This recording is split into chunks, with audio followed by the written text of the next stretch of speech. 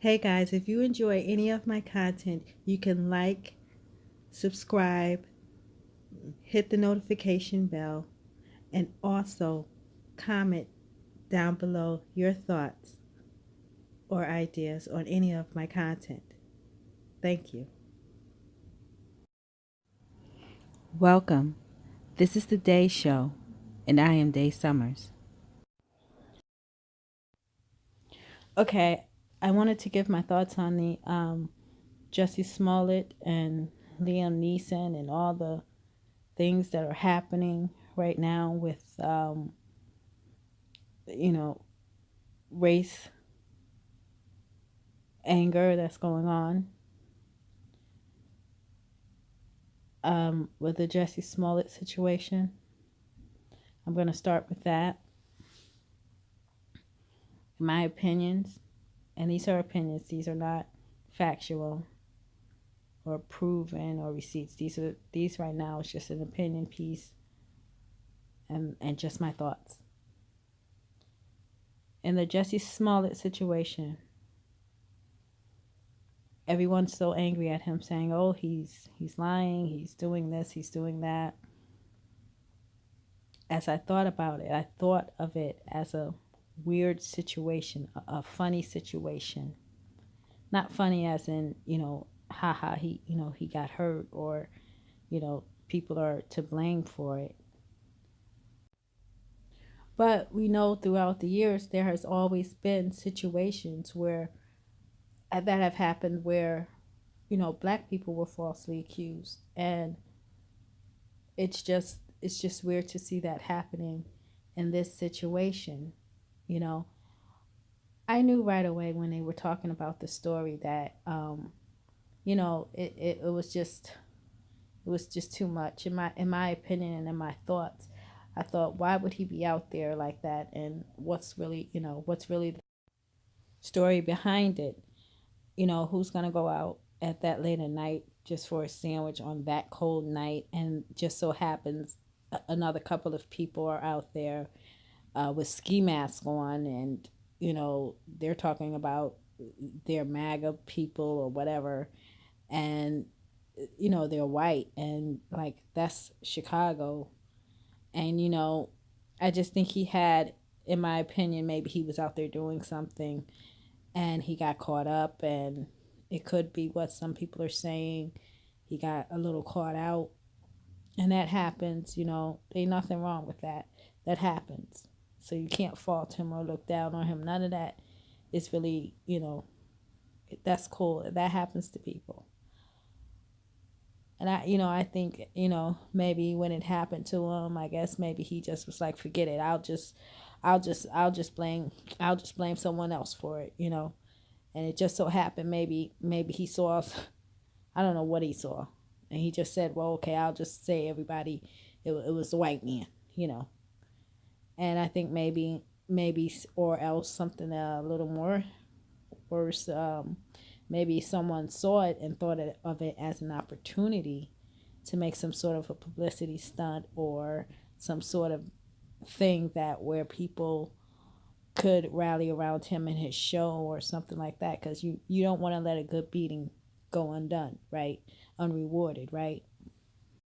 And I'm definitely not saying that he is okay in doing that. That's wrong to lie on people, and it's wrong to falsely accuse people and all that there, because with him doing that, it can cause a lot of things to happen with the climate, the political climate that the country's going through. And he could have been used also because the people around him might have wanted to use him for that. We know a lot of actors and stuff in Hollywood are in this political climate, and they're, adamant about getting rid of, certain people and certain groups and really starting basically riots and stuff. It seems like that is an agenda that a lot of these people would want. And usually, whenever there's that type of a thing going on, it's usually a bad turn for African Americans, going out rioting and stuff, including of this time, because they do have an agenda that is going on. That's just something that I believe. I'm not saying that's something that he did, or that was his thoughts, or maybe that was his people's thoughts. Those are just my thoughts and opinion on that particular thing. Now that's how it is in this political country right now, with all the politics and stuff that is happening. Anything could be made out to be a war or some situation, and to cause controversy in that end. I mean, it could have been people around him had an agenda and decided to, hey, let it not go undone. Let's use this for something else. And also too, Jesse could have had a reversed barbecue Becky moment. I mean, it's been done to a lot of people before. So, and I'm not agreeing that he's right in doing that. He's wrong in doing that, but it happens.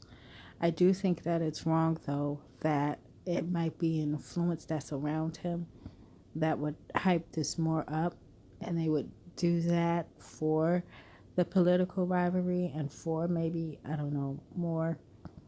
It creates more fame, I guess. I don't know. And that's another reason why I say that we can't always trust the person, but we should use their platforms as a community, the African American community. We can't always hold people to a certain standard and expect them to live that when they're only human. And, but we could use things like their platforms and their situations to get across a message. But also, too, they do use their platforms to also get across their messages or influence, to have people to do other influence things. Right now, it's not a good thing for African Americans to be out there marching or doing any of that, because we see another agenda that's on the rise that will affect us. No matter what we do, it's trying to affect us. And what we need to do is to keep trying to fight a different way, because it seems as if they are trying to influence us to fight their way. By using media, artists, and any type of influence to influence. Our sources directly connected to Jesse Smollett want to clarify three things. First, there have been media reports that his assailants were wearing MAGA hats. At least that's what he told cops. That is not the case. He told cops they screamed MAGA country, but never said anything about hats. Secondly, they want to clarify media reports saying that he had the rope around his neck when he was in the hospital. They say that is not true. From the beginning, Jesse said he did keep the rope around his neck until cops arrived at his home because he didn't want to tamper with the evidence, but he took it off as soon as they got there. Now, as for this whole thing about Jesse's phone, he wants to clear that up as well. You may have heard some reports that he did not want to turn over his phone records to police in Chicago. We're told that's absolutely not true. Jesse is more than willing to turn over his phone records. It was his physical phone he did not want to give to police. I think you can understand that. Jesse was attacked because he is a black gay man. Neither of those truths can be erased. Nor can we ignore what it means when those two truths collide.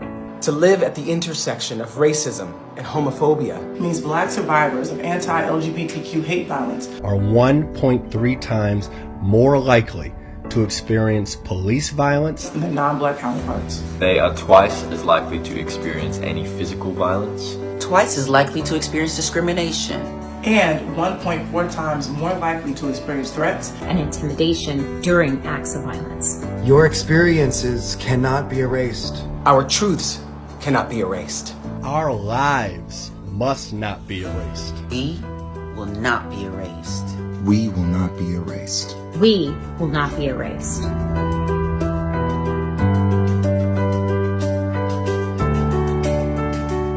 The violent attack against our friend Jussie Smollett is a frightening reminder that bigotry and homophobia is alive and well in America. Since the rise of the Trump administration and this Make America Great Again movement, our Black LGBTQ family has been under attack by racists and homophobes. And racist homophobes. Between 2016 and 2017 alone, there was a 17% increase in hate crimes across the country. The FBI reported during that same period that anti-black hate crimes went up 16%. We can no longer pretend there's a difference between Trump's MAGA America and the America in which we live. It's in the White House. It's in our schools. It's in our communities. It's in the courts. It's time to put those who commit acts of violence against our communities and the neighbors of that violence on notice. If you come for one of us, you come for all of us. Keep your hatred out of our communities. Every time the media walks back on the truth, we must walk it forward and fight like hell to make it heard. We can make the world we want to see together. The measure of our love for each other is greater than the measure of racist hate. To all the kids out there, especially Black kids, whether you're gay or lesbian, bi or non-binary, trans or everything. We see you, we love you, and we will fight for you. We got your back. We love you. We will fight with you. We're here. We are calling on the media and our elected representatives to condemn the hideousness of racism, of homophobia, and the monstrosity of MAGA. Commit to standing up for safety and justice no matter how someone may identify or how they may love.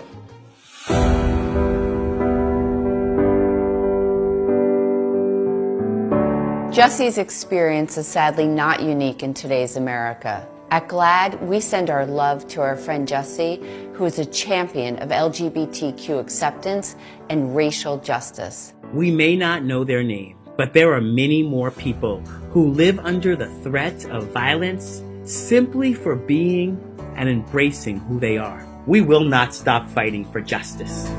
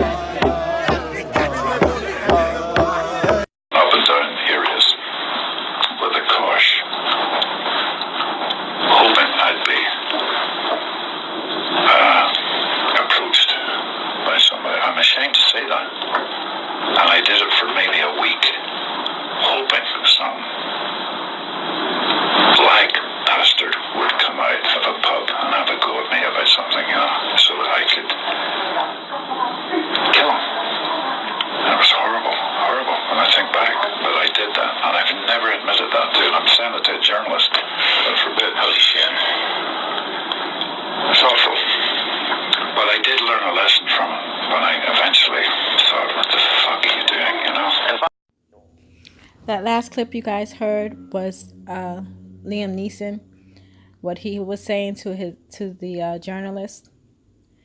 And you can hear when he's talking about that situation, he was talking about something that happened a long time ago. Okay? And I'm not trying to vouch for him at all. This is just like with the Jussie Smollett thing. He had a moment. And it wasn't right.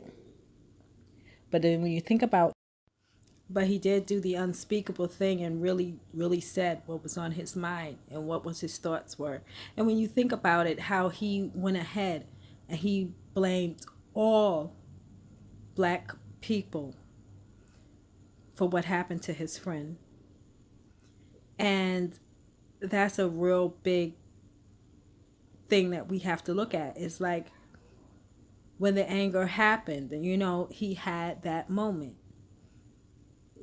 And this is something that would have been on his mind because it's always been here in this country. This has always been that whole thought and outlook of each other, of black, of white. This is America. Come on now, just stop it. But what is also wrong is the fact that when he spoke about this, this is during all this political turmoil. People are afraid. They're nervous. They don't have leaders. Not just white people are blurting out, you know, their truths. White people are too. I mean, black people are too. And, you know, he was like, forget it. You know, I'll blame anybody that's white right now. I'm mad. I'm angry. You know, things are happening. You know, it's not saying that it's right to do that. It's not. What's very wrong is the fact that these groups of people and societies, they're all trying to get us to war with each other. The easiest way is to have race wars. The easiest scapegoat is an African American, not Hispanic American, not Asian American, not Jewish American, but African American. Because we are the only ones who have a binding contract here. We are the only ones who have stuff on paper. We also have stuff that's morally correct, and we also have a spiritual thing. And these guys know that. And this is why this is just, it's always, nothing ever really benefits African Americans here when we go to fight for justice, unless we step back and strategize and fight in a different way and in a different forum. Now, with what's happening between Jussie Smollett and with Liam Neeson, which I think is messed up, is that these groups are capitalizing off of this. They are trying so hard to cause this war because they want to get rid of Trump. And Trump is fighting them because of, I don't know what real reason. Maybe they've done something to Jewish people or they've done something to German people. I don't know. I don't know why the big whole deal is with him. But he wants them gone, you know. He wants all of those groups gone that are doing whatever they're doing. And in a way, it's a win-win for African Americans for him to get rid of those groups. Because those groups have done nothing. When we think of the Democratic Party, what have they done? What are they doing now? You see their leaders, their Democratic leaders, are coming out of the woodwork and calling back, are dang near calling us their little favorite ends. You know? And this is coming from the party that a lot of people had chosen. You know, we have to learn to discern our leaders, because now we're seeing what's truly there. All this time you're thinking that all these people are for you, but they're really not. And they're coming out and letting us know that they're not. Look at how it's all turning out. You know, you have the Democratic leaders in Virginia. They're acting out, you know, and you're starting to see that. And you're seeing other leaders, not just Democrat, Republican, anyone. You know, the stars are coming out and disrespecting all the little ends that they have, because now it's not coming out the way that they want it. And I'm not just saying it's white people. No, it's these groups. And these groups are comprised of more than just white people. That's why I always tell you, evil doesn't come in just white people. It comes in all people, all different groups. Evil is not a color. And, you know, a lot of people will be like, oh, she's being racist and all that. No. I believe evil it comes in every color, because in these groups you have black people who are leading the charge, doing all these things. You have all these political leaders that are helping to destroy the black community, but they're black people. You know, it's not, evil is not a color. It's a spiritual thing. And this spiritual thing is getting stirred up because it's being defeated. You know, we're not doing the rioting thing. We're not doing all those things. So now it's rearing its ugly head. And we're starting to see that. And we can't blame the fact that it's the white man or it's this man or that man. It's just what we allow to let control us.